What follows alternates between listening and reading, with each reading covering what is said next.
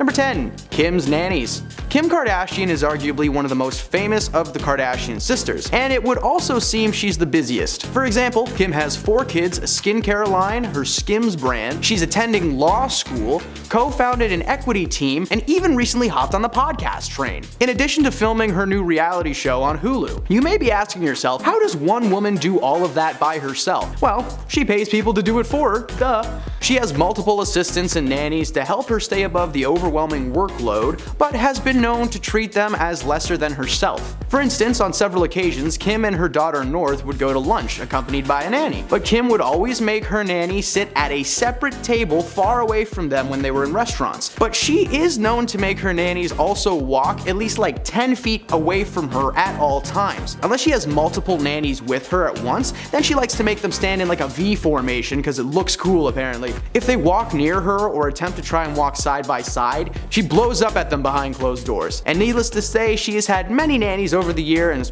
probably made a lot of them cry at least once. Number 9. Kourtney in general. While Kim may not be the best boss in the world, it's Kourtney who is known as the absolute worst boss of all time. According to former nannies, Kourtney was by far the worst Kardashian to work for. Not only is she a neat freak, needing every single thing to be exactly where it should be, but she's also known for being surprisingly cheap, even once calling a grocery store while she was shopping to compare the prices of a chicken breast. Because, if anyone needs that extra 99 cents, it's Kourtney. But this isn't the worst thing she's done. At one time, Kourtney's daughter had bitten a nanny so hard that she had to quit. But instead of letting it go and taking responsibility for not teaching her daughter how to act properly, she actually berated the nanny and told her that she should have said something to her daughter in the moment. Cause yes, blame the woman that you're paying to raise your child instead of the child itself, who's probably got some kind of an abandonment issue. Number 8. Toxic chemicals. Kylie Jenner is the youngest of the Kardashian clan, and extremely successful for her age. In 2019, she made the cover of Forbes magazine as the youngest self-made billionaire ever, following the successful partnership between her cosmetic brand and Ulta, a beauty salon company, which would allow the brand previously only available online and in random pop-up stores to be placed on shelves in Ulta's 1,000 plus stores. This is unfortunate considering the true nature of just where those products come from. You see, many employees at the factory that mix and package her makeup have reported that they were never given any proper safety equipment that one would require to do that job. They were only given hairnets, lab coats, and safety goggles, leaving their hands and faces completely exposed. And workers would regularly report migraines, mild chemical burns on their hands, and a myriad of other symptoms. If this isn't bad enough, they were also forced to act as human test subjects for Kylie's new products. Now, Kylie was very proud of her company not testing products on animals, but we can agree that using people like guinea pigs is like a billion times worse, right guys? Number 7. The underpay. While the Kardashians have had their problems with staff individually, there seems to be one specifically toxic trait that the family shares as a unit. They don't like to pay people. Former employees have come forward over the years calling out the family for not paying them fair wages or overtime hours. The Kardashians don't cover expenses, meaning gas, food, rent, anything that you need is paid out of pocket, with zero money coming back to you. To make matters worse, the Kardashians wouldn't pay them on a set amount of days, meaning you just kinda got a check when you got a check and had to deal with it in between A and B. You would think with the family being one of the richest in the world that they would at least pay the people that help run their lives. Now, while they have a massive staff of people cooking their food, folding their clothes, and raising their children, they barely even acknowledge their existence. Just imagine what would happen if that staff decided to walk out. The family would crumble in less than a day. Number 6. Factory workers. Popping back to Kylie's makeup factory for a moment, we felt the need to split her misdoings into 2 separate entries simply because of just how messed up this place really is. Not only do they not have proper safety equipment and are basically used as human test subjects whenever Kylie wants, the factory itself is small and cramped, with many employees claiming that there were too many workers and not enough space. This description sounds very similar to, a sweatshop, which is a word describing a workplace in which the employees work ridiculous hours and brutal conditions for nearly nothing for pay. And a lot of people agreed with that statement. One former tester recounts having to constantly go back and forth to the bathroom as her anxiety was always through the roof. She was around so many people so much of her day, and it was such a terrible work environment. We completely understand the need to escape. At one point a few years back, Kylie even refused to pay her employees at a garment factory in Bangladesh, leaving thousands of employees with no money and no idea when or if they were going to return to work. Man, you know what? You suck, Kylie. Number 5. Victoria. Victoria Valero has been Kylie's close personal assistant since 2015, but the pair go back to 2014 when she was interning as a personal assistant for Kylie's mother, Kris. After gaining the family's trust, she was hired as Kylie's house manager at first, but soon after became her personal assistant. Herself and Jenner became very close over the years, and Victoria was even present at the secret birth of Kylie's daughter, Stormi. Now you would think with being so close to the family through thick and thin that she would want to stick around, right? Well, all good things must come to an end, as Victoria decided to quit in 2019. Many fans allege that she had just quit her job to focus on becoming an Instagram influencer, but that was far from her real reason for leaving. Being in that family means seeing a lot of stuff and doing a lot of stuff, and Victoria was basically in charge of scheduling Kylie's life, booking appointments, meetings, massages, all of this stressful enough, basically being a 24/7 gig, but the job was also very degrading, with Kylie having Victoria even pull out a stool once and set it up outside so that Kylie could get out of her car smoother. I think anyone in their right mind would want to get out of that job as quickly as possible. Number 4. Paid in exposure. When Andre Turbia, a very famous YouTube animator and content creator, was asked to work with Kylie Jenner, he thought that his life would change forever. He was under the impression that the collaboration would grant him a huge amount of money, possibly a guest spot on her reality TV show, and maybe some shoutouts online via Instagram and Twitter. However, when Andre brought up the topic of his compensations to Jenner, she responded with, "Oh, the company doesn't actually have a budget right now to pay you, so we're just gonna have to pay you in exposure." Like, okay, that's cool. You can't cook exposure in a frying pan and eat it for dinner though, and I'm pretty sure it's not currency accepted at any gas stations or banks that I know of. And of course, by exposure, she meant that Andre's name was going to be printed as small as possible underneath her content. Andre did what anyone in their right mind would do in that situation and refused to work with her, telling her to take her exposure and shove it where the sun don't shine. Number 3, GoFundMe. In March 2021, Kylie, oh look, she's back again, shared an Instagram post asking for prayers for one of her makeup artist named Samuel Rhoda. The post redirected fans to a GoFundMe page where they were asking to donate money for covering his medical bills for an upcoming surgery. That's right, the woman made a feature on Forbes' top 60 self-made women and was asking her fans to give over the goods. So why would she not just use some of her billions of dollars to cover the bills herself? Well, she went online to claim that her and Sam didn't actually know each other personally, but she had worked with him a few years ago and thought that he was a sweetheart. Supposedly, her current makeup artist had shared a post about Samuel's accident, which included a link to a GoFundMe campaign created by his family. She went on to let fans know that she herself donated like $5,000. Okay, sure, that's a ton of money for us, but for Jenner, that's like $5. So something tells me the surgery is going to be a little bit more than that. This is just another instance proving that Kylie is the absolute worst. Number 2, Forbes flub. Oh, I'm sorry, was that not enough proof for you that Kylie sucks? Well, hey, here you go. As mentioned earlier in this list, Kylie Jenner made the cover of Forbes magazine in 2019 as the youngest self-made billionaire ever, following the successful partnership between her cosmetic brand, named after herself, and Ulta, a beauty salon company. Well, it turned out that wasn't really the case. Jenner allegedly sold half of her cosmetics company, Kylie Cosmetics, to beauty giant Coty in a deal worth $1.2 billion.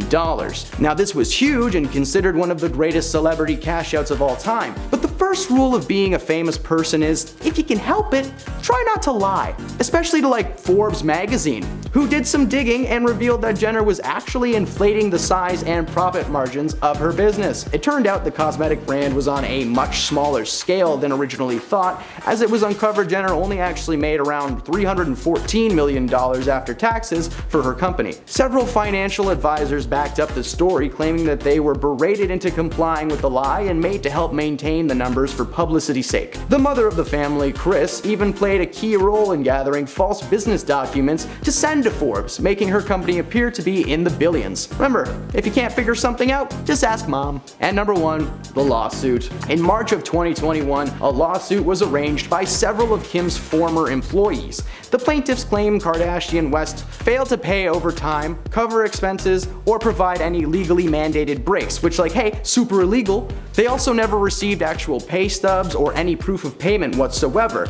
They were also made to purchase everything out of pocket, and one plaintiff was even fired on the spot for simply addressing his concerns to Kim. And when the rest were eventually let go, they received no type of severance package or pay of any kind. It was also uncovered that Kim would keep 10% of all of their earnings for tax purposes, but failed to report their employment to tax authorities. Kim's argument was that she could not be held responsible for any of this, as most of her employees were supposedly hired and paid by a third-party company, meaning that she herself was not technically their direct employer and therefore could not be liable. Kim maintains that she paid people on time and that they were suing the wrong person, but if that were the case, maybe Kardashian would have used some of her high status and influence long ago to make things work for her staff so that, hey, maybe she wouldn't be getting sued right now. Something to think about, Kim.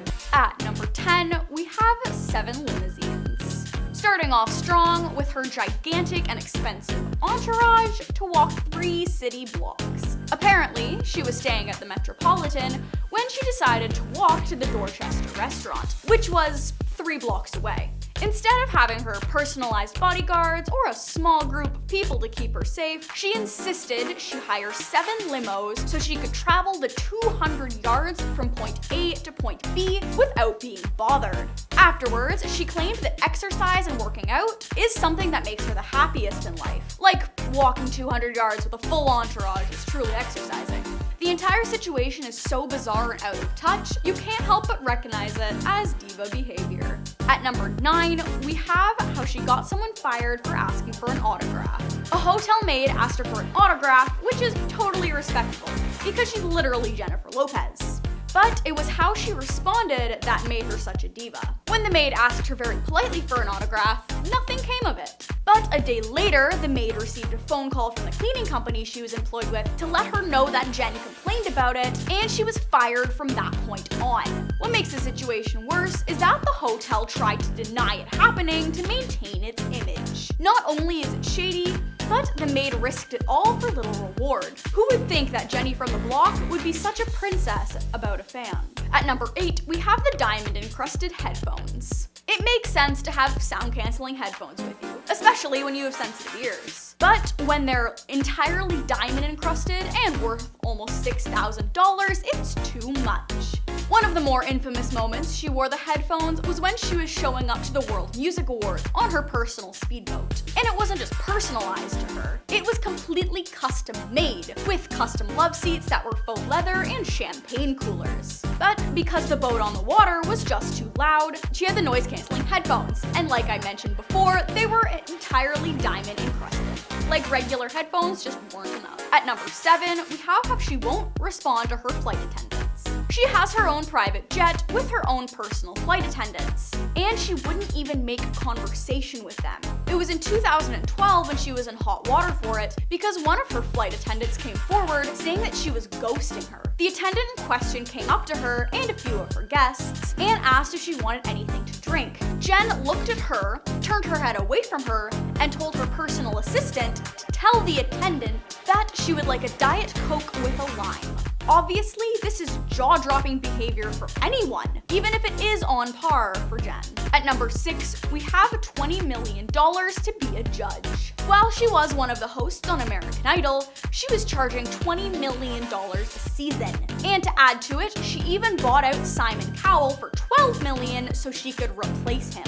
And to prove how much of a diva she really is, her appearance alone rejuvenated the show, so they were willing to cough up the big bucks just to keep her. She wouldn't just judge people on their talent though, she would often judge people on how they smelled. But according to her, at least she didn't judge people on how they looked. Like that's any better. At number 5, we have how the construction crew was not allowed to make eye contact with her. It makes sense when one person's staring too aggressively or with weird intentions. But when it's a huge group of people, it's a little excessive, even for diva behavior.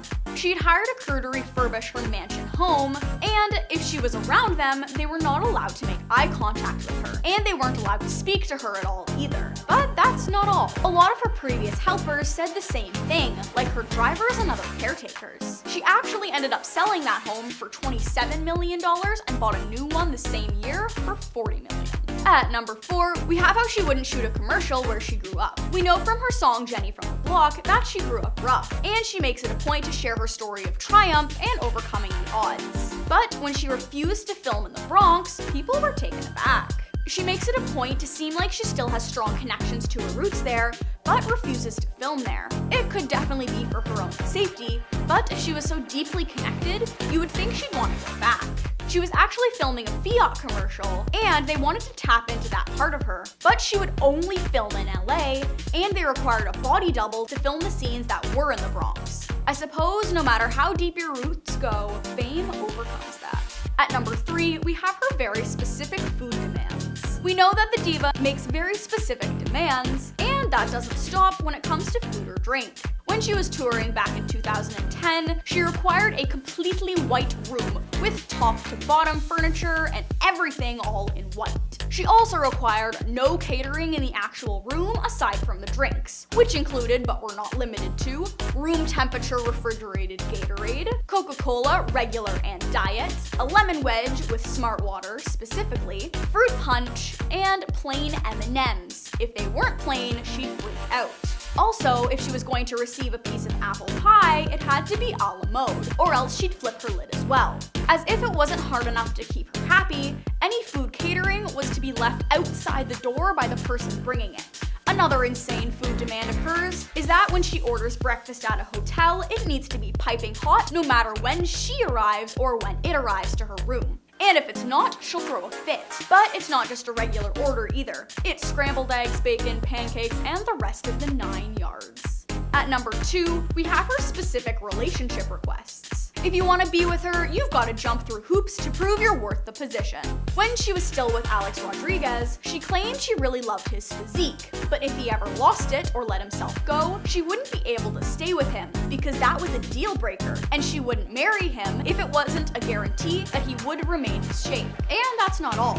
She also said that if they were going to be together, he was banned from speaking to any woman under the age of 40, in case he tried to get any ideas. She was 49 at that time, and him having a conversation with someone younger than her made her jealous and uncomfortable. And last but not least, at number 1, we have how she claims she isn't a diva. You know you've become fully out of touch when you do everything on this list and still claim you aren't a diva. She says she doesn't deserve the title of being a diva because she doesn't feel like she is, which makes next to no sense. But her support for that claim is that she worked very hard to get where she is and that she's still a hardworking person, because a hardworking person absolutely can't be a diva, with her private jet and her 7 limos and her diamond-encrusted headphones. Getting somewhere big in life when you come from nothing is a big deal, and it's really inspiring to young and upcoming artists. But when you've become that desensitized to your lavish lifestyle, maybe it's time to do some proper soul searching. Number 10.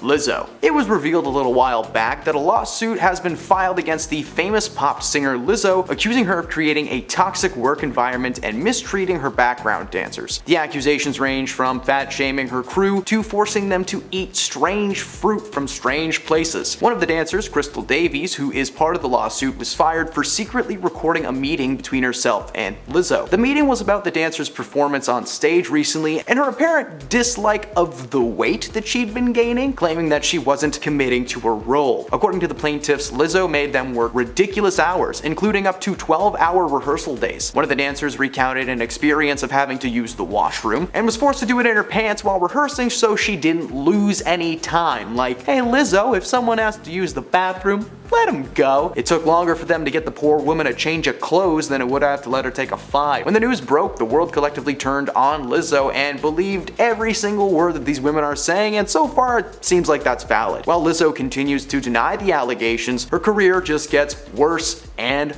worse. Several of her live stage shows have been canceled, her music's been pulled from radio stations, and there's an investigation taking place, which is never a good thing. Number 9. Christian Bale. Rumors that the former Batman actor is mean to his co-stars and crew have run rampant for years, ever since his infamous voice recording captured on the set of Terminator Judgment Day. For those who don't know, he shouted at a guy for being in his line of sight during a take. Real professional. However, a former publicist of Christian's named Harrison Chung shared a ton of behind-the-scenes stories, including the fact that Christian was in fact a really mean person, to the point where he literally made little kids cry when they would approach him as fans. Instead of appreciating his reach and enjoying his time with the fans, he reportedly responded to them with anger and lectures about personal space. Chung claimed that working for Christian was a nightmare, so much so that he had to take years of therapy. There have been a few stories regarding Christian and his anger over the years, but making kids cry and forcing the person making him look good to take therapy just means that there's something wrong with this guy. Number 8. Lady Gaga. Lady Gaga is known for a lot of things. A Star is Born, her music career, but for an ex-assistant named Jennifer O'Neill, Lady Gaga is just simply known as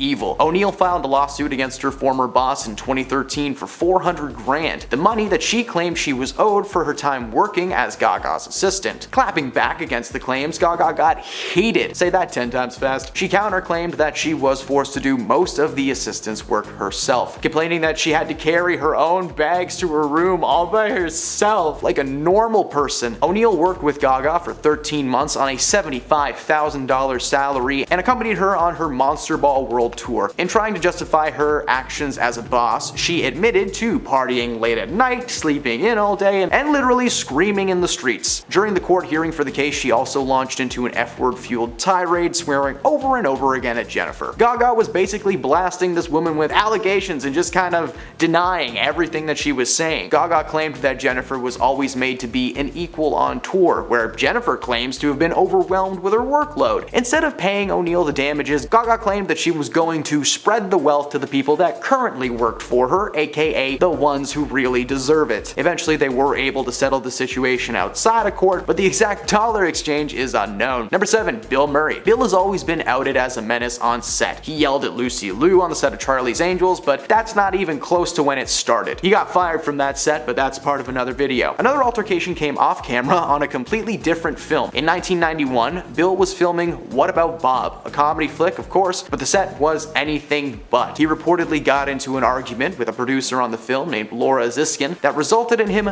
literally throwing her in a lake. Now at the time, she called the incident playful, but the rest of the production time was also filled with similar outbursts. Bill would regularly snap on set especially, and directed a lot of his attention at Laura. She recounted a time when Bill said that he was going to throw her across the parking lot before breaking her sunglasses and throwing them across the parking lot. But it wasn't just Laura that was scolded on set. One day when Bill asked her for a day off and she said no, he flipped in front of the entire crew. He ripped off her glasses and threw them on the ground. Bill's co-star Richard Dreyfuss confronted him about his behavior, and Bill responded by launching an ashtray at him like he was Captain America or something. Everyone on set walked off and flew home to Los Angeles. The film only resumed production when Disney agreed to hire a bodyguard to physically keep these two separate in between takes. Number 6. Kylie Jenner. Kylie Jenner is the youngest of the Kardashian clan and is extremely successful for her age. In 2019, she made the cover of Forbes magazine as the youngest self-made billionaire ever, following the successful partnership between her cosmetic brand and Ulta, a beauty salon company, which would allow the brand previously only available online and in random pop-ups to actually be on shelves in Ulta's 1,000 stores, which is unfortunate considering where those products actually come from. A lot of employees at the factories that mixed and packaged her makeup and beauty products reported that they were never given proper safety equipment, and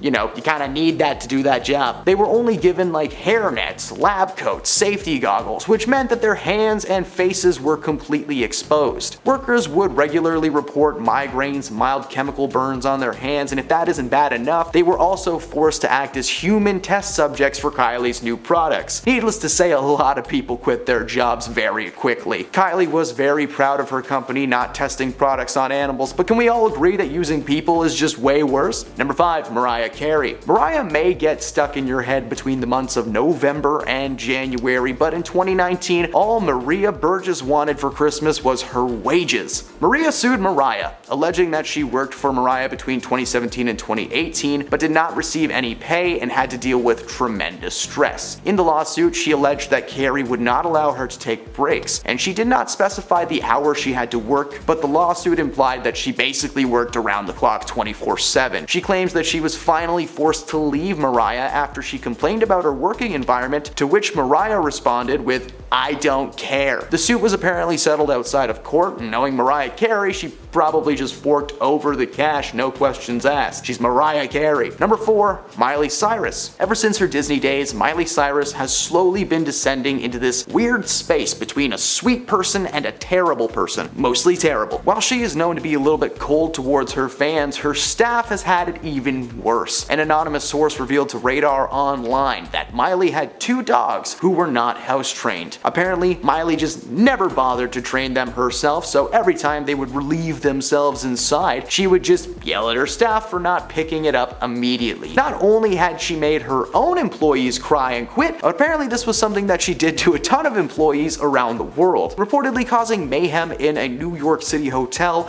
after inviting several of her friends over for a good time. According to the hotel staff, she acted like a toddler when they asked her to chill out, literally telling them that they should be grateful that she was even there. Number 3. Kourtney Kardashian. While Kim Kardashian may not be the best boss in the world, Kourtney Kardashian is known as the absolute worst boss of all time. According to former nannies, Kourtney was by far the absolute worst Kardashian to work for. Not only is she a neat freak, needing every single thing to be exactly where it should be, but she is also known for being surprisingly cheap, even once calling a grocery store while she was shopping to compare the price of a chicken breast. If anyone needs that extra 99 cents, it's her. But this isn't the worst thing that she's done. At one time, Kourtney's daughter had bitten the nanny so hard that she had to quit, but instead of letting it go and taking responsibility for not teaching her daughter how to act properly, she berated the nanny, telling her that she should have said something to her daughter in the moment. Because yes, blame the woman that you're paying to raise your kids instead of the kid itself. That makes so much sense. Number 2. Kim Kardashian. How can I do this list without talking about Kim, right? Kim Kardashian is arguably the most famous of her Kardashian sisters, and it would seem she's also the busiest. For example, she has 4 kids, skincare line, her Skims brand, she's attending law school, co-founded an equity team, and she recently even hopped on the podcast train, in addition to filming her new reality TV show on Hulu. Yeah, you may be asking yourself, how does one woman do all that by herself? Well, because she pays people to do stuff for her, of course. She has multiple assistants and nannies to help her stay above the overwhelming workload, but has been known to treat them as lesser than her. For example, on several occasions, Kim and her daughter North would go to lunch accompanied by the nanny, but Kim made her not only sit at a separate table away from them at the restaurant, but she's also known to make the nannies walk like 10 feet away from her at all times, unless she has multiple people with her at once, and then she likes to make them like a walking V formation because it looks cool. If they walk near her or attempt to like walk side by side, she blows up on them behind closed doors. Needless to say, she's had many nannies over the years and's probably made them all cry at least once in a closet. Number 1. Ellen. Ellen DeGeneres had one of the most successful daytime talk shows right up until 2020. Her show became overwhelmed with accusations of a toxic work environment from former employees. They were claiming that Ellen's happy exterior was nothing more than this facade she was putting in place to keep her audience happy. Fans began questioning awkward moments on her show, and eventually the cracks in her appearance grew bigger and bigger. And there was just way too much information being leaked for any of this to be fake, so Ellen was eventually forced to cancel her show and subsequently herself. She denied every single accusation until the day she was done, but here we are, Ellen free in 2023. Number 10. Robert De Niro. Robert De Niro was brought to court thanks to an ex-assistant, and he lost. Robert's production company was found liable this past week for gender discrimination and retaliation and were ordered to pay $1.3 million to Graham Chase Robinson. While Robert himself was not found guilty, his company was. Graham accused De Niro of workplace mistreatment during her time as his assistant and financial advisor. Between 2008 and 2019, her life was a living nightmare. Robert had apparently been subjecting her to inappropriate behavior on a lot of levels. The allegations range from Robert swearing and hurling insults to asking Robinson to scratch his back.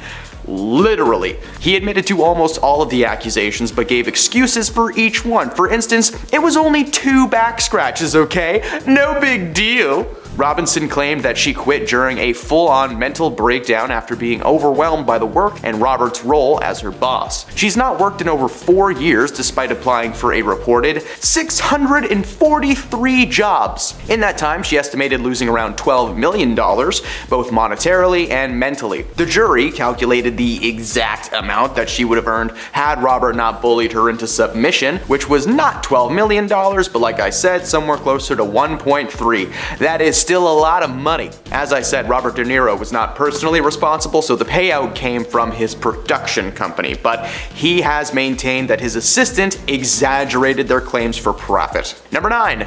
Madonna. Madonna's voice is known around the world, but so much so in fact that she can be a bit mean from time to time. Not only have there been eyewitness accounts of her being rude to fans, but she is also a bit stingy when it comes to her staff. A few years back, an anonymous source revealed that when one of Madonna's dancers broke her arm during practice, instead of being more concerned and helping, she had a full-on meltdown, berating the dancer for being so bad at their job. There was also allegations that she said there will be no fat country singers in her presence, only she didn't say re-singers. Another source backed these stories up and added that Madonna does not pay very well, but she knows that she can pay people to work grueling hours for low income because, hey, she's Madonna. There are probably some people out there who would work for a turkey sandwich just to be someone's assistant. White bread with lettuce, please. The source agreed that if there is one common theme with Madonna and her staff, it's that her ego overshadows them, and they're supposed to feel lucky to be in her presence. Neither source specified when they quit, but considering the stories, it sounded like they were with Madonna for quite some time.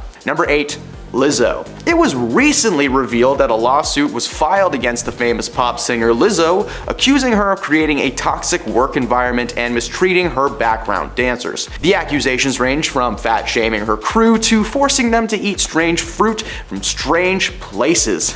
Yum yum. One of the dancers, Crystal Davies, who is part of the lawsuit, was fired for secretly recording a meeting between herself and Lizzo. The meeting was about the dancer's performance on stage recently, and Lizzo apparently disliking the weight that she had been gaining, claiming that she wasn't committing to her role. According to the plaintiffs, Lizzo made them work ridiculous hours, including up to 12-hour rehearsal days. One of the dancers recounted an experience of having to use the washroom and being forced to do it in her pants while rehearsing so that she didn't lose any time. Like, hey, Lizzo, if someone has to use the bathroom, just let them go. It took longer for them to get that poor woman a new pair of pants than it would have to just let her take 5 minutes. When the news broke, the world collectively turned on Lizzo, and so far have believed every single word that has been said. Now, while Lizzo continues to deny the allegations, her career has gotten worse and worse. A lot of her live stage shows have been canceled, her music's been pulled from radio stations, and there is still currently an investigation taking place. So,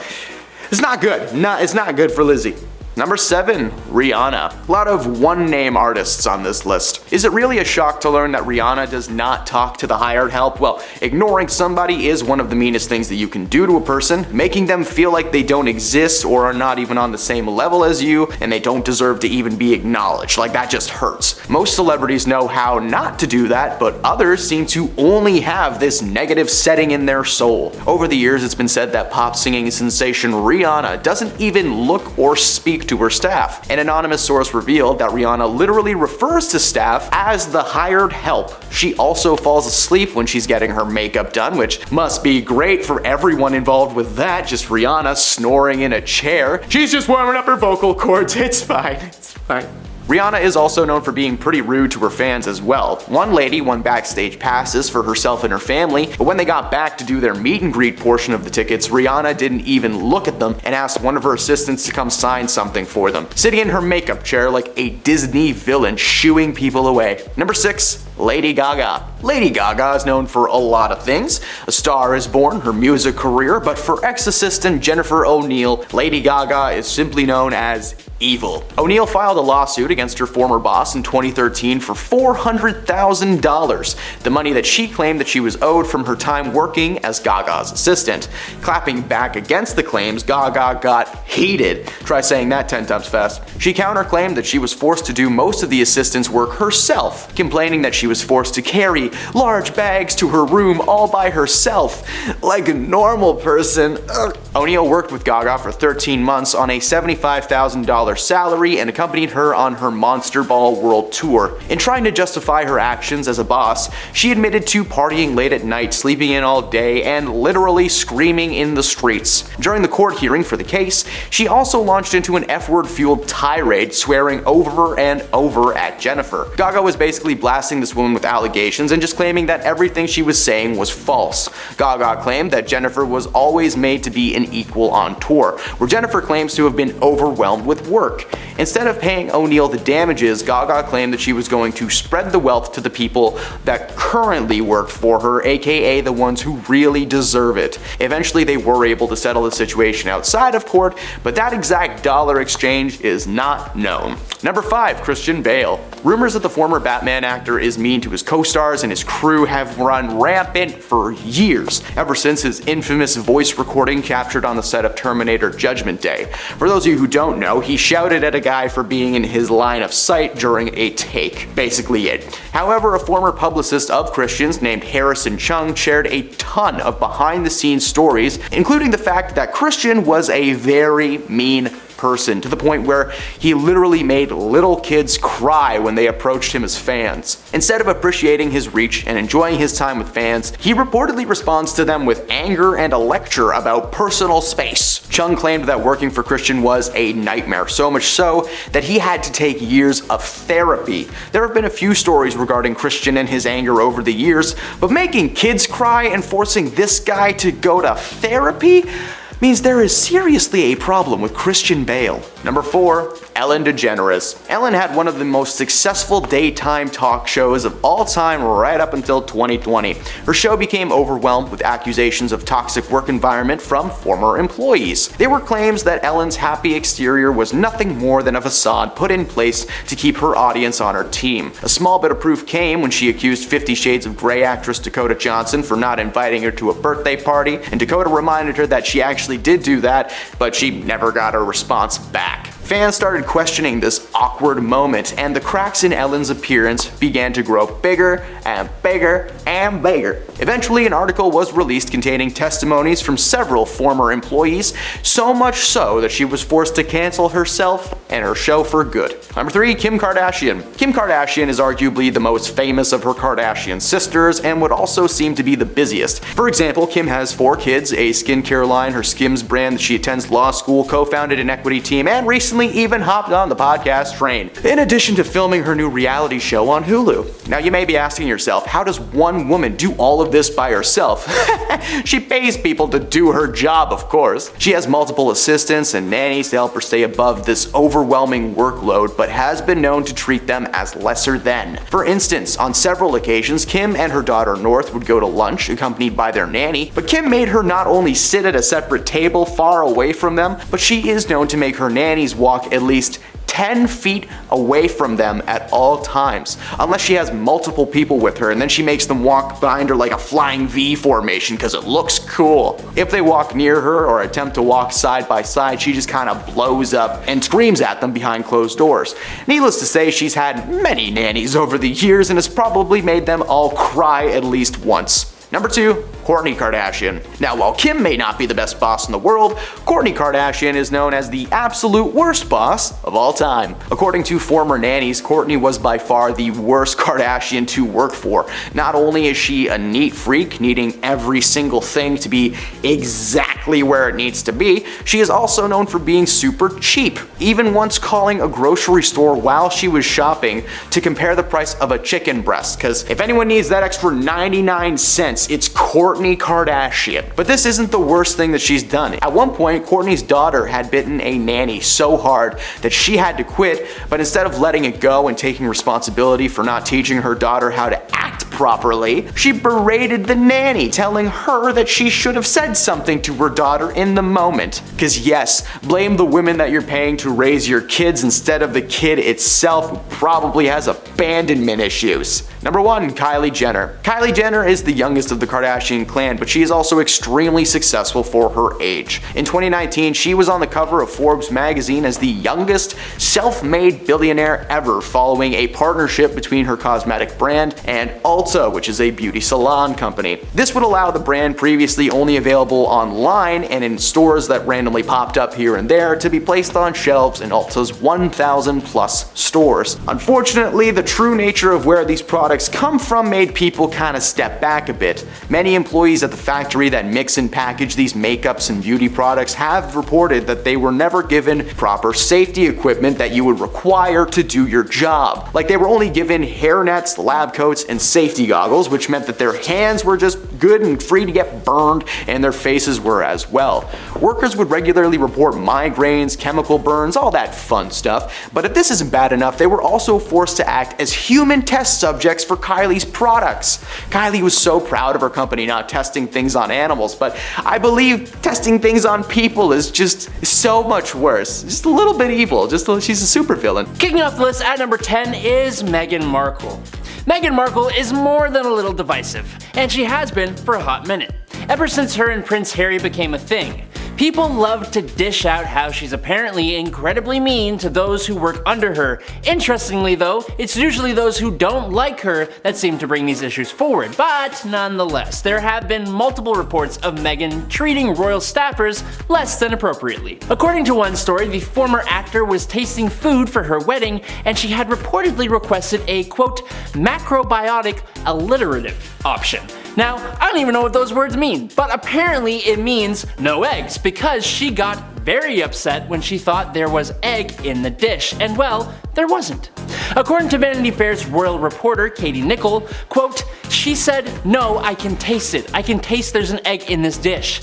And I think there was a bit of an upset when suddenly the Queen walked in and she just quietly took Meghan to the side and said, Meghan, in this family we don't speak to people like that. There were also a series of leaked emails written by Jason Nauf, a former palace communications secretary, that were sent to Prince William's private secretary with the names of 2 bullied staffers subbed for X and Y.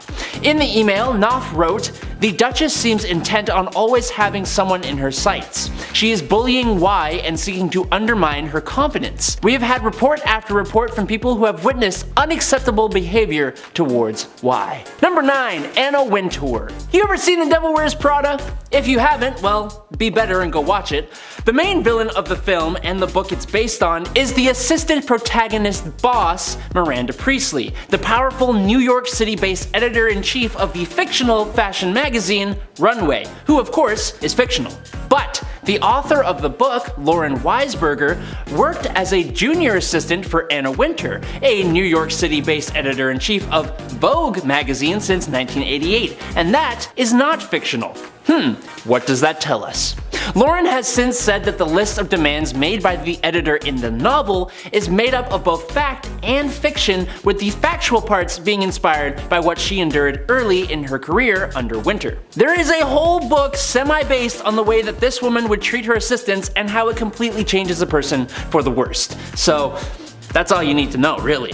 Number 8, Katie Couric. Back in 2021, journalist and presenter Katie Couric published a memoir called Going There, which was supposed to be all fun and gossipy, but it was decidedly not that. She described in the book how she froze out female colleagues at NBC to protect her quote, turf at the top, and how she loved getting under rival female colleagues' skin. According to a TV industry insider, Couric contributed to the infamous toxicity at NBC and was part of a culture that wasn't supportive of women. In her book, she talks down on women from Martha Stewart to Diane Sawyer and Deborah Norville, and it's all for the ambition they show, which is pretty similar to Katie's own ambition. Those who have worked for Couric say that her memoir is par for the course with the celeb. According to an anonymous senior news producer, quote, she gives fresh meaning to that old saying, there's a special place in hell for women who don't help other women. Another female co-worker whose feelings she hurt is Ashley Banfield,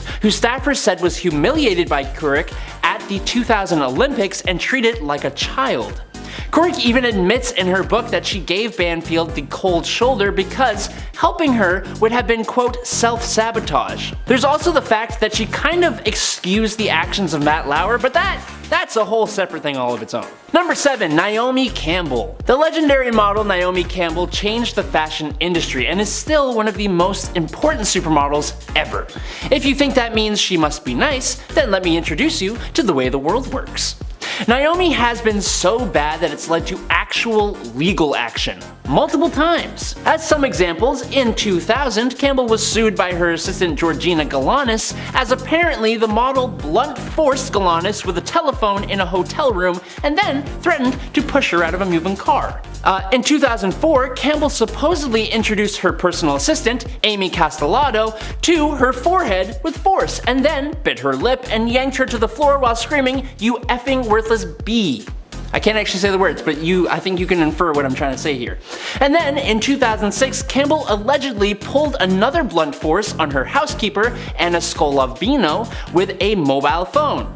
That same year, Campbell is said to have open palmed her personal assistant, Amanda Brack, and struck her on the head, again with a mobile phone. So, what I'm saying is that 1, she is literally physical with people, and 2, her choice of tool for these interactions seems to always be some form of communication device. So, if you ever see Naomi Campbell with a phone or like a walkie-talkie or something, just be on guard, okay? Because she's vicious with that. She's vicious with it, that's all I'm saying. All jokes aside though, between 1998 and 2010, 8 employees have accused the supermodel of getting physical with them, and I don't think we should just let that off lightly. Number 6. Victoria Beckham. If you thought that the Spice Girl, who went by Posh Spice, wasn't going to be at least a little problematic with her staff, well, I don't know, I guess you were wrong, huh? Look at that. A former nanny of fashion designer and former Spice Girl Victoria Beckham has revealed that Victoria expects all the nannies of her household to answer to the name Joe, even if their name is not Joe. So, if you're working with Naomi Campbell, you get dinged up by the wonders of modern communication, but if you're working for Victoria Beckham and her kids, your individual identity is at stake. So pick your poison, I guess. Remind me to never work for a celebrity, ever. Apparently, this is because the very first nanny of Beckham's daughter Harper was named Joe, and I suppose this rule is to not confuse the kid? But you're telling me that your kid can't understand the basic principles of jobs and employee turnover? I don't know. Seems a little suspicious. Number 5. Madonna. She may be one of the most influential artists in pop music, but Madonna has a rep. I think someone somewhere probably knew she would be on a list like this, and maybe it was you. Ooh. Madonna has a huge team of people under her, and while in one instance you would have her backup dancers willing to get arrested for dancing provocatively in her shows in Toronto, you'd have way more instances of them just not being paid or not being paid in full, which has led her employees to sue her multiple times. She has fired or lost staff for taking time off, being upset about the crazy long hours they're expected to work, the fact that they don't get enough breaks, and for being required to be on call 24/7. On top of that, she's been sued multiple times for acting inappropriately with her staff, and a couple of years ago, an anonymous source revealed that when one of Madonna's dancers broke her arm during practice, instead of being concerned, Madonna threw a fit. Number 4. Lady Gaga. I know the Lady Gaga fans are many, and I know they are powerful, but alas, if your idol is kind of the worst sometimes, I am honor bound to talk about it.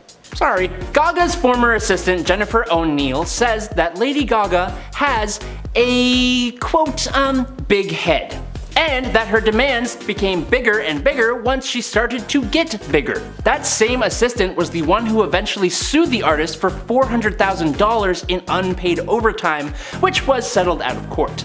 Not only did she not get paid what she fairly earned, but the assistant had discussed some of the expectations of the job once Gaga had gotten big.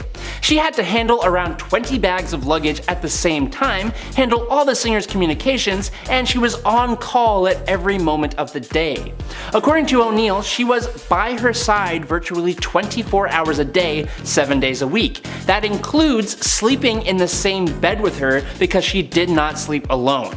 And Jennifer wasn't even given breaks for food or sleep, so imagine how that worked out. Not very well. Number 3. James Corden. From what I know, Late Late Show host James Corden being exposed as kinda just the worst is a more recent revelation. There have been a few different stories that I've heard of, including a little back and forth with Sir Patrick Stewart at an awards show a few years back, which you can watch on YouTube, and I suggest you do because it's kind of really awkward and really funny. But the story I hear the most involves James being a menace to the service industry. According to Balthazar owner Keith McNally, who took to Instagram on October 17, 2022 to publicly ban James Corden from the New York City restaurant, James Corden is, quote, a talented comic but a tiny cretin of a man. Which is just hilarious. In his Instagram post, he detailed multiple incidents in which James was rude, dismissive, or nasty to the restaurant staff, calling the late night host the worst he'd had in 25 years of hospitality service. That's coming from a guy who runs a New York restaurant, so you know he's seen some things. But even though McNally forgave Corden and lifted his ban, it got people talking. Like former Spice Girl Mel B, who dubbed James Corden the biggest D-head in Hollywood while on Britain's The Big Narsty Show on December 2nd, 2022. According to her, James feels people are beneath him. She said, quote, whether it be production, camera guys, sound lighting, we all work for the same thing, so you should always be nice. And he hasn't been very nice. Number 2. Vin Diesel. If you think having a co-producer credit on the absolutely massive Fast and Furious franchise would go to someone's head, well, you'd be correct. Look at you go. Armed with his producer credit, Vin Diesel has been able to get away with a lot of tardiness on his Fast and the Furious sets. With the power to make decisions about pretty much everything, Vin has apparently peed off quite a few cast and crew members on his films. Apparently, he ain't a fan of 7 AM Monday morning call times for set, which is kind of understandable. So, the whole production was forced to make it 10 AM just for him. These are 12-hour days, usually more actually, just so we understand what's going on here. But even with that adjusted time schedule, Vin was often 30 minutes to an hour late to shoot scenes. And it wasn't because he was late to set, it's because he was chillin' in his 1,100 square foot, 2-story, custom built gold trailer with $70,000 worth of technology, round-the-clock video surveillance, and granite countertops in the kitchen. I'm actually not joking, and that trailer does indeed follow him around the world to sets. It's actually kinda cool, not gonna lie, but not cool enough to hold up entire productions. Vin also makes very big decisions about what will and won't happen on the films, and he would tick off a lot of people doing that. One of them famously being The Rock, who made a post about it online. Now, The Rock regrets that action, but as he said in a later interview, quote, yet interestingly enough, it was as if every single crew member found their way to me and either quietly thanked me or sent me a note. But yeah, it wasn't my best day sharing that. And finally, in at number 1, Alec Baldwin. No, I'm not going to be talking about the fact that Alec Baldwin accidentally took someone's life on set, but I will be talking about how the actor has been accused of belittling customer service workers. In May 2023, a server accused Alec of calling her a peasant. The anonymous waitress told Page 6, I was going to feed the head of the table, but that's who Alec was talking to. So I go up to him and I say, I'm sorry sir, but we're going to have servers walking through the tables here in a minute.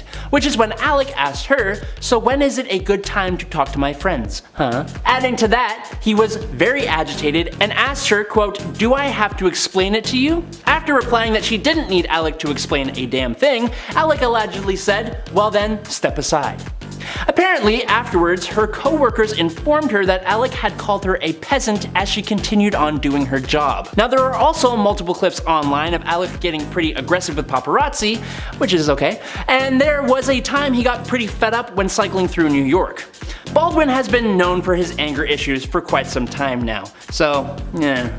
Number 10. Lindsay Lohan. Lindsay Lohan is known for a lot of things in this world, okay? Her public meltdown, her ability to get estranged parents back together, and of course, her penchant for the partying lifestyle. As you can imagine, it's not easy being someone that works at one of these events, especially considering that they work for a woman that would regularly wake up late in the day and hung over a railing. Only she wasn't on a railing. Unfortunately, many people know that dealing with someone who wakes up late in the day after a long night of no-no juice-induced good time times is a difficult person to deal with. Recently, some of Lohan's staff members have confided that she often wakes up at noon at the earliest. Naturally, she's always in a terrible mood and is extremely short with her staff. They claim that Lindsay would regularly take her frustrations out on her staff members simply because they were there and they were easy targets. They said that it should be a law if you deal with someone like Lindsay that an automatic bonus should be thrust into your bank account. Imagine if the lead of Herbie Fully Loaded started yelling at you at 12 in the afternoon. Beep beep, I quit. Number 9. Rihanna. Is it really a shock to learn that Rihanna does not talk to the hired help? Ignoring somebody is one of the meanest things that you can do to a person, making them feel like they do not exist or are not on the same level as you, and they do not deserve to be acknowledged. Most celebrities know not to do this, but others seem to only have a negative setting in their soul. Over the years, it's been said that pop singing sensation Rihanna doesn't even look or speak to her staff. An anonymous source revealed that Rihanna literally refers to the staff as hired help. She also falls asleep when she is getting her makeup done, which must be so great for everybody in the room. Rihanna just snoring in a chair and someone running around being like, it's okay, she's just warming her voice up, guys, it's fine. Rihanna is also known for being pretty rude to her fans as well. One lady won backstage passes for herself and her family, and when they went back to do the meet and greet portion of their tickets,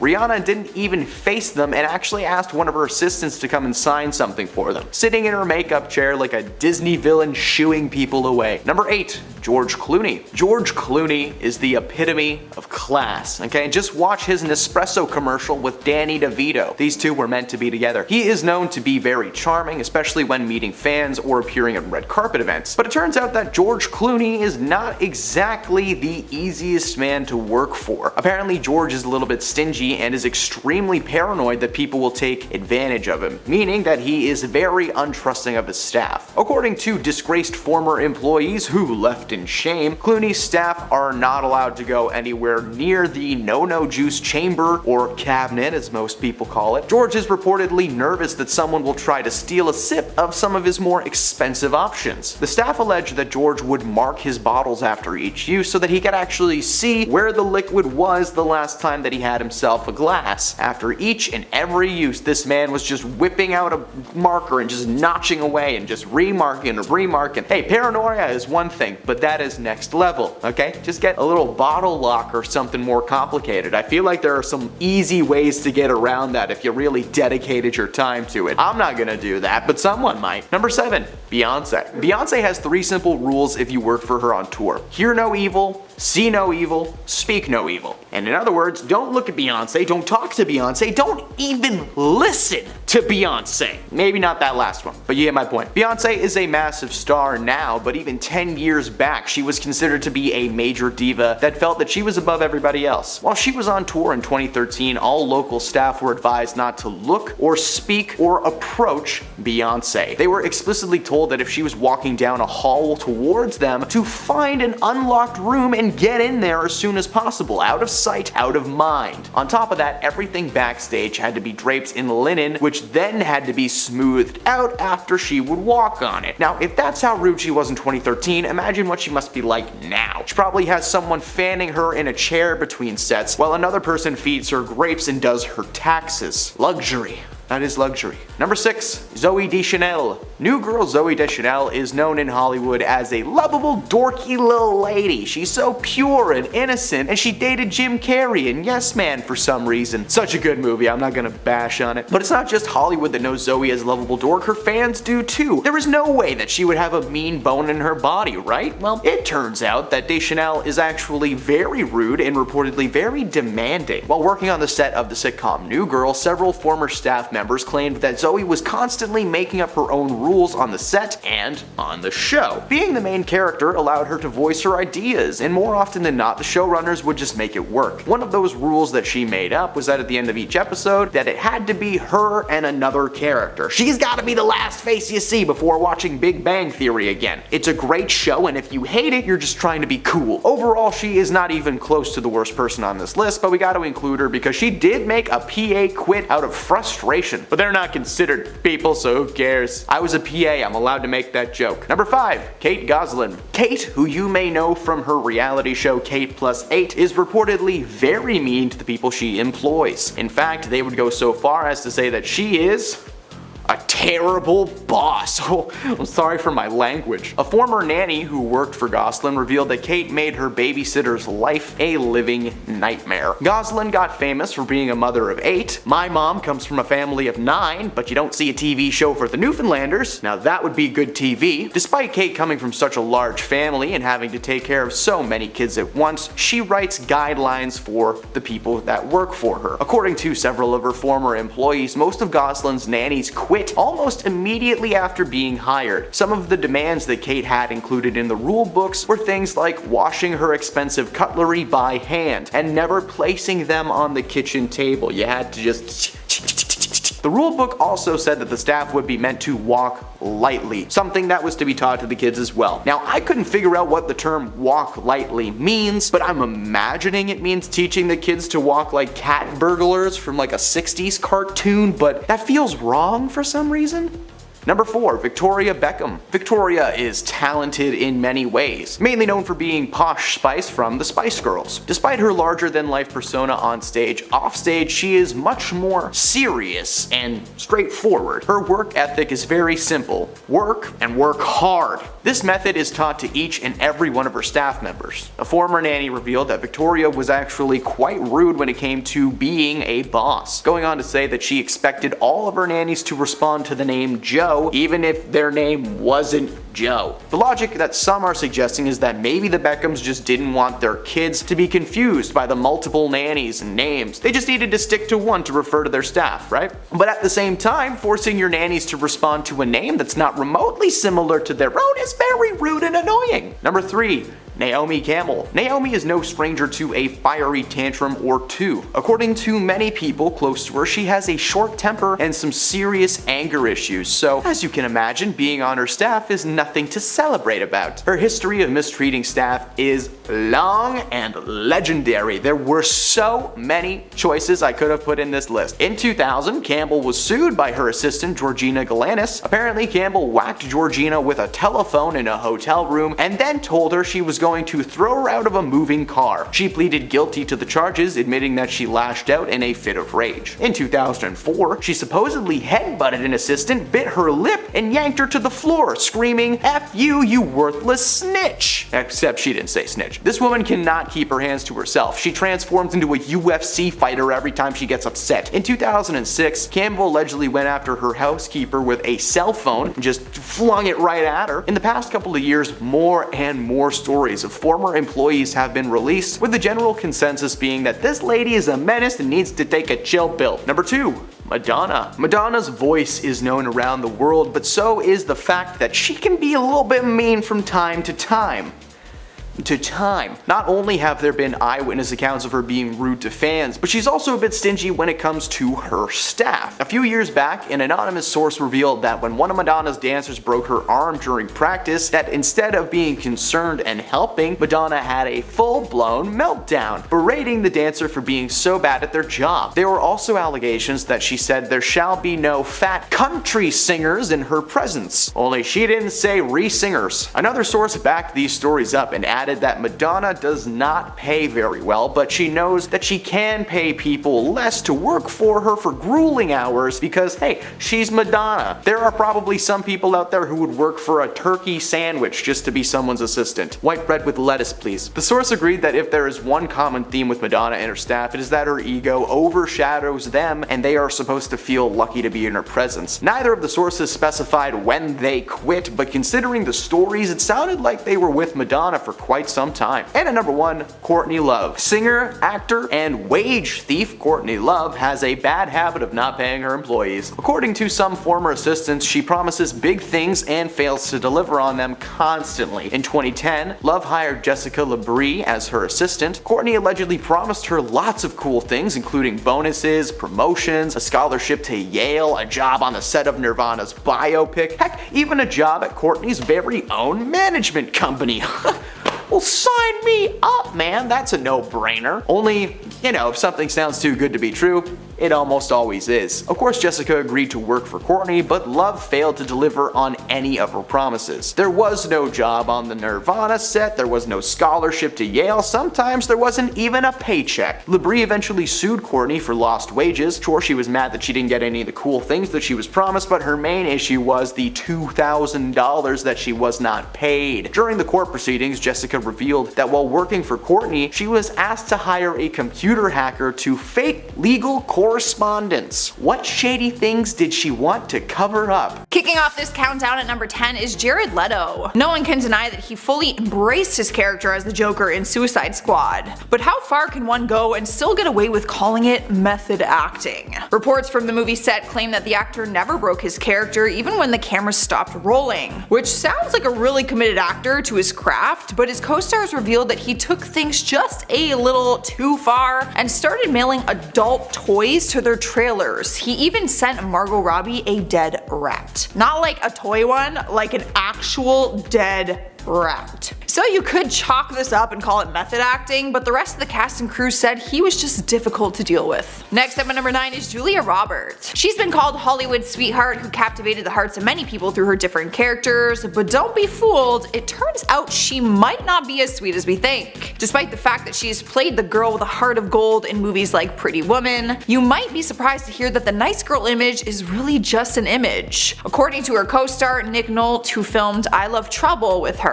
they had to film their scenes separately because they disliked each other so much. They actually used stand-ins when doing the close-up dialogue shots. Nick spoke about what it was like to work with her and said, "She's not a nice person. Everyone knows that." Does everyone know that though? Because I didn't. But the feeling was mutual apparently. She didn't enjoy working with him either. However, I did some research and this is not the only time someone said she's hard to work with. Sightings number 8 is Liam Neeson. We all know he's a total badass in movies, but what is he like in real life? It will all depend on who you ask. There have been reports made about his strong-headed attitude and ego that can be difficult to work with alongside while filming. It also doesn't help that he's made some incredibly insensitive comments throughout the years, some being completely inappropriate and racist. In 2019, he admitted that he wanted to commit violent acts against black men because he was wanting revenge for a friend of his who was raped by a man of color. Of course, the world immediately called him a racist for trying to categorize the personal incident into a race issue. It is not the first time that he's put his foot in his mouth either, and I can understand why some people just wouldn't want to work with him after controversies like that one. That's pretty bad, my friend. Making our way to number 7, we have Wesley Snipes. While he was filming Blade Trinity, reports say he was showing all different sorts of bad behavior. Apparently, he was showing up to set high and would spend all of his downtime hiding out in his trailer smoking up.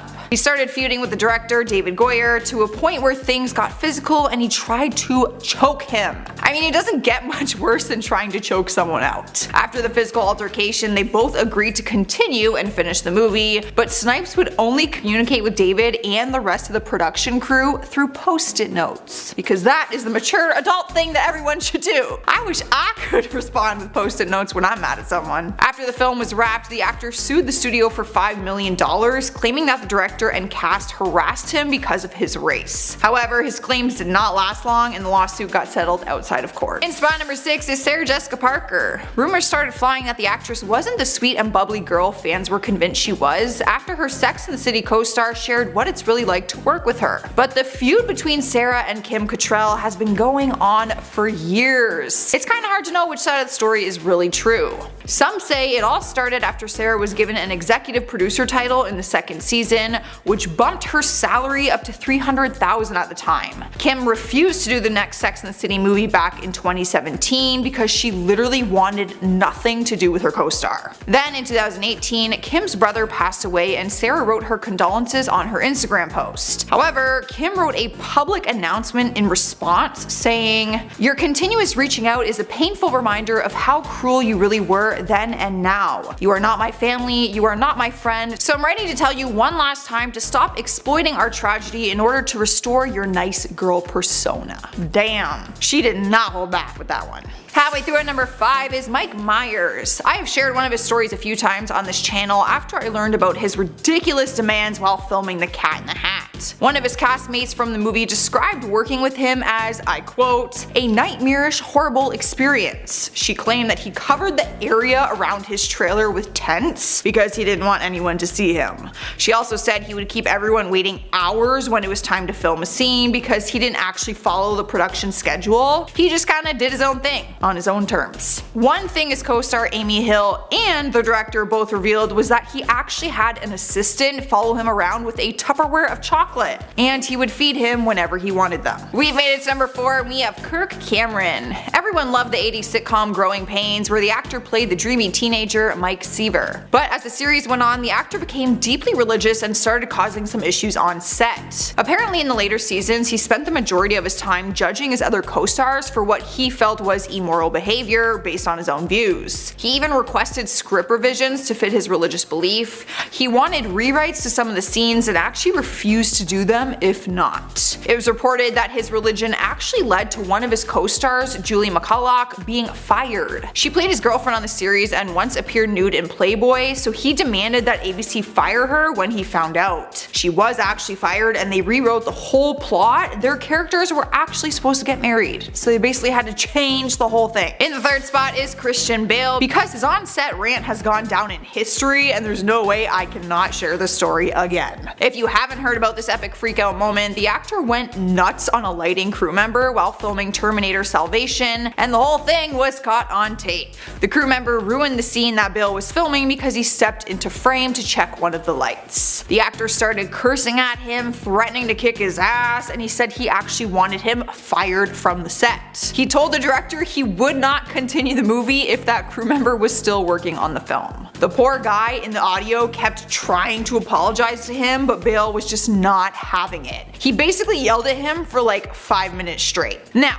he did release an apology after that, but I am just sure that it scared off a lot of people from wanting to work with him. Taking over the number 2 spot is Constance Wu. She skyrocketed to success after starring in Crazy Rich Asians, but with that success came a negative reputation because she couldn't keep her mouth shut online. On more than one occasion, she's ranted on Twitter in an ungracious way, and most recently has been titled a diva for her time on set while filming Hustlers. A source from the set came forward and said, "She refuses to do interviews, she won't have visitors on her sets, it's like a cliche, she's very talented but all signs are pointing to a difficult diva." It was also reported that she was rude to crew members and disrespectful to the property that the production team rented her in New York City. However, the actress will defend herself and continues to say that these claims are not true. We've made it to number 1 and we have Joaquin Phoenix. No one can take his recent Oscar award away from him. He definitely deserved it for his role as the Joker in the new movie. But in his acceptance speech, he admitted himself that he is not the easiest person to work with at times. There's been multiple reports made of examples where he was difficult, but some of his behavior actually cost him movie roles. One source said, "Getting him to sign on the dotted line is a nightmare. He'll drag out the salary negotiation for months, which holds up production and costs the studios more money in the end." Apparently, it cost him the role of the Joker in Suicide Squad and a leading part in Marvel's Doctor Strange. But despite his crappy behavior, he's first to admit it, and he's also wildly talented, so I think people would still work with him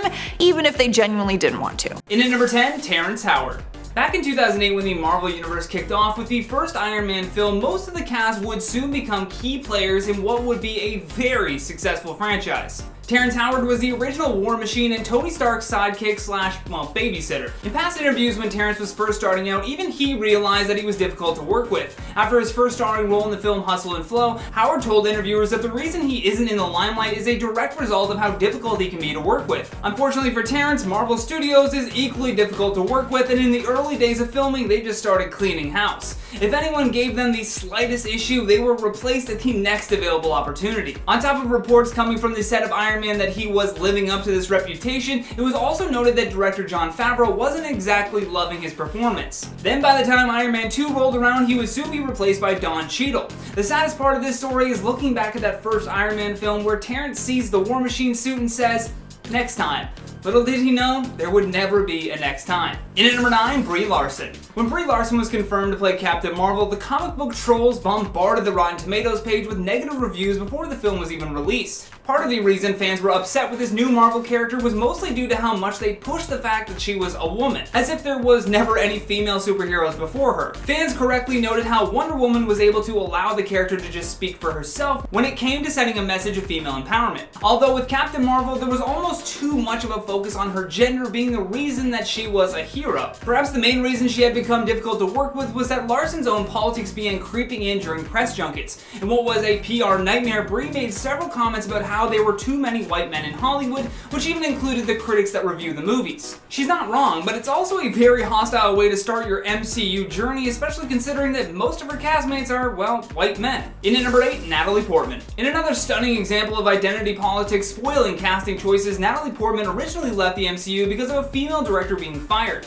Portman was locked in to do the Thor sequel, but after top executives decided to drop Patty Jenkins as the director, Natalie was furious. She also made a point of letting every news outlet know just how deeply upset she was by the decision. Natalie wanted to quit immediately following Jenkins' departure out of protest, but she was contractually obligated to finish the film. Although one of the most surprising things to happen at the 2019 San Diego Comic-Con was the announcement that Portman would be returning to the MCU for an appearance in Endgame, as well as the next installment of the Thor solo series. So she can't be that hard to work with. In at number 7, Edward Norton. When The Incredible Hulk was released, no one really considered that this would officially be the second entry into the Marvel Cinematic Universe. At the time, Edward Norton was an excellent choice to take on the Jekyll and Hyde scientist Bruce Banner. Although once the film came out, rumors started circling that Norton was very difficult to work with on set. One insider report claimed that he insisted on rewriting the script himself. These claims were confirmed a decade later by Ed himself during the roast of Bruce Willis, where he utilized his time on stage to take shots at Marvel. Norton would go on to say that he thought they should at least try to make one Marvel movie that was at least as good as the worst Chris Nolan movie.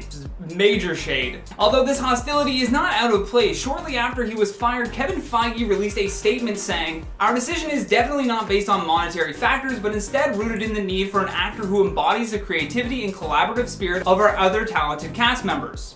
Fair enough. In at number 6, Gwyneth Paltrow. Even though Gwyneth Paltrow has been part of the MCU since its inception, she clearly only is paying attention to the paychecks. During an episode of the Netflix show Chef's Table, she completely forgot that she was in Spider-Man Homecoming. And even worse was that she had no idea Samuel L. Jackson was a member of the MCU, even though she had been in 5 films with him at the time. Although at 46, Paltrow wasn't interested in dressing up in a superhero suit anymore and was very vocal about this upon her departure from the franchise following Endgame. Gwyneth told Variety magazine that she doesn't see herself committing to any more sequels and that she really only got involved because she was friends with director Jon Favreau. In at number 5, Idris Elba. Most actors that are part of the MCU see it as a blessing for their career, which is a lot considering that most of Hollywood shied away from superhero films because they didn't want to be pigeonholed. Even though Idris Elba had a key role in the franchise, he still believed in the latter and actually referred to working in Marvel movies as torture. Specifically, he was referring to his role in Thor 2 and the reshoots required after he had wrapped on the film Mandela: Long Walk to Freedom. Idris elaborated on this scene, specifically when he told media outlets, "I'm actually falling down from a spaceship, so they had to put me in a harness in this green screen studio,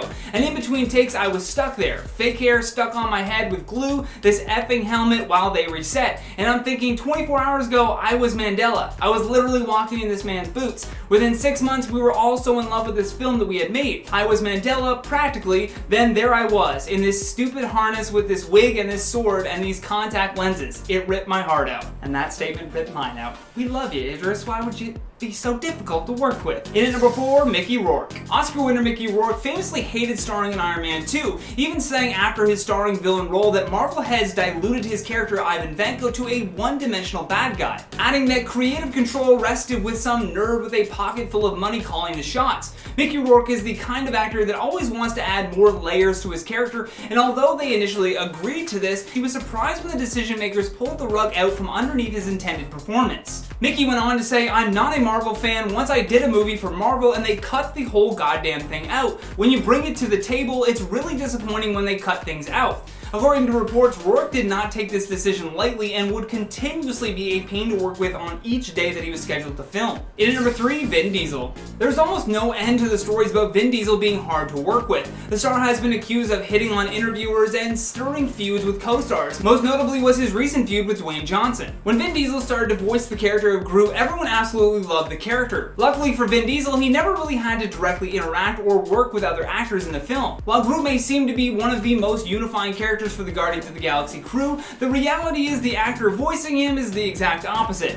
According to reports, while filming Fast and Furious 7, he was an absolute nightmare while on set. This insider told The Hollywood Reporter Vin spent a whole day in his trailer one day. The next day, they waited 4 hours for him. He called a meeting of studio execs to his trailer for 2.5 hours to say, "What the F am I doing here?" And then the next day, work was done with doubles, and another source confirms that progress had been frustrating with the whole crew suffering from low morale. All thanks to Vin Diesel. In at number 2, Guy Pearce. Before starring as the slimeball villain Aldrich Killian in Iron Man 3, Pearce had a list of demands before he agreed to even take on the role. While his agency was excited at the opportunity to have their client involved with this project, Guy was a little more hesitant. He was very open about how he preferred to work with interesting directors and weighty material, but took the meeting because he enjoyed the first Iron Man film. Shane Black, who directed the film, was a big fan of Guy Pearce and was basically bending over backwards just to get him in the room for a meeting with Marvel Studios. Shane ran him through the general idea of how he would be involved in the film, but Pearce did end up telling his agent that he was not going to do the movie until they showed him the script. As we're sure you know by now, Marvel is very secretive about handing out material for projects because, well, they don't want any details leaked. Although when Pearce refused to take the role without a script, they emailed him a link that would expire after 2 hours. Last but certainly not least, on our number 1 spot, Anthony Hopkins. After Thor: The Dark World, Anthony Hopkins admitted that he had no interest in coming back as Odin for the following film, Thor: Ragnarok. Apparently, he had been so disinterested in the entire Thor franchise that he felt doing 2 movies was more than enough for him. It wasn't until Taika Waititi was announced to be directing the next movie that he agreed to stay on board. I guess when you've been acting as long as Anthony Hopkins has, you can kind of start throwing your weight around with demands. He was a big factor in the decision to make this film more comedic than its predecessor. He insisted again and again that he would not be part of the MCU if they decided to take the film in the same dark and gritty route that the previous one did. Sure enough, the film turned out to be a standalone classic of the franchise, but his posh attitude was duly noted by executives at the time.